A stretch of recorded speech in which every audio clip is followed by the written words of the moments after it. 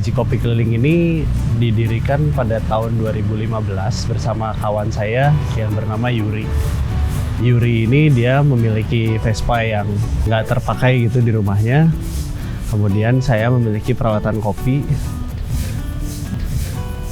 Saya dan Yuri memutuskan untuk coba berjualan kopi menggunakan sumber daya dan alat-alat yang kami miliki dengan modal mungkin hanya kalau nggak salah 500.000 lah. Kita mulai berjualan kopi di pinggir jalan.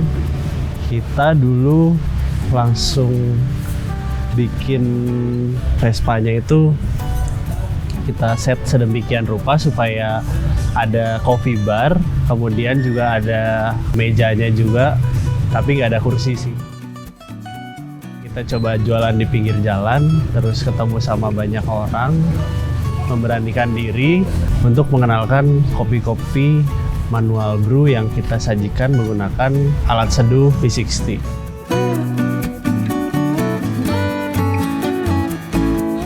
Ya, tujuan didirikannya sih sebenarnya simple aja sih, untuk menyambung hidup gitu.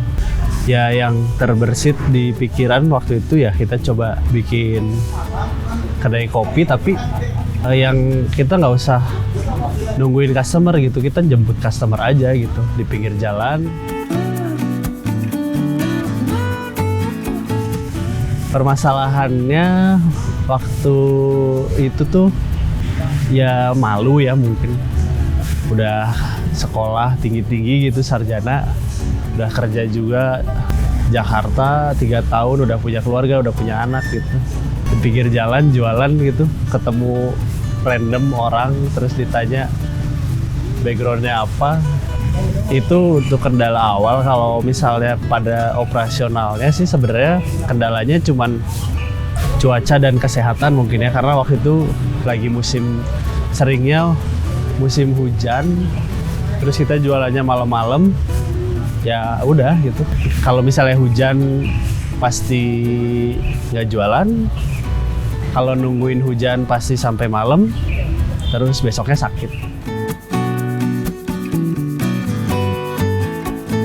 Kita di pinggir jalan 1 tahun berjalan, kita jualan. Terus saya juga punya partner jualan itu namanya Galuh. Dia itu dulu customer saya sebenarnya, customer di Biji Kopling di pinggir jalan. Terus sudah gitu akhirnya saya coba ajak untuk yuk jaga juga yuk, ikutan kita bertiga sama Yuri.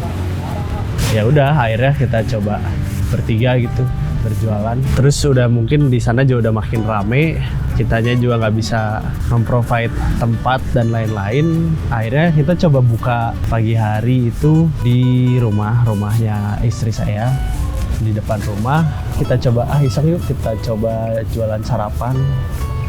Tapi masih pakai Vespa sebenarnya, tapi kita jualan sarapan, nasi goreng sama roti bakar. Terus malamnya juga jualan juga sama di depan ITB.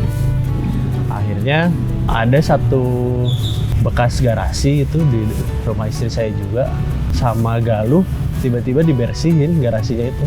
Terus tiba-tiba Galuh bilang, kita jualan di sini aja yuk gitu. Ya udah, akhirnya kita jualan aja di situ gitu, di dalam garasi. Udah gitu Vespanya kita naikin. Dari situ kita kan ternyata perlu bangku dan lain-lain kita coba kumpulin dari rumah masing-masing, dari rumah Yuri, dari rumah saya gitu, dari rumah Galuh. Kita bawa ke garasi, kita set sedemikian rupa biar lucu.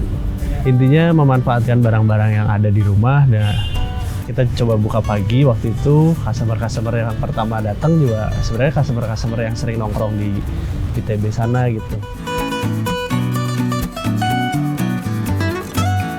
Pertama simpel sih, kita ada di era informasi yang mudah diakses gitu. Google Maps gampang, terus Instagram juga ada. Nah, kita dulu awal-awal langsung punya akun Instagram. Kita selalu ngasih tahu tempat jualan kita semua via Instagram. Dulu masih belum ada stories, dulu masih pakai feed, jadi tiap hari kita selalu update mangkal di depan ITB atau mangkal di Taman Pleksi. Setelah followers nambah, akhirnya kita pakai alamat sendiri di Jalan Sangkuriang nomor 16. Ya udah, akhirnya semua orang bakal lihat si tag location yang ada di Instagram itu, mungkin dari situ mereka akan ngedirect sendiri ke sini gitu.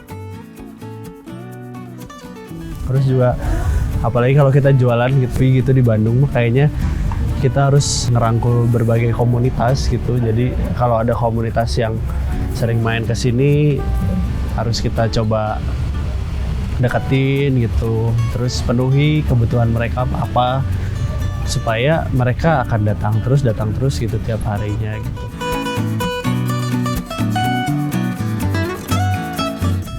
Buat kalian-kalian yang mau mulai usaha, intinya mah tuh berani buat memulai usaha kalian itu, dan yang pasti usaha mah harus punya identitas yang kuat gitu.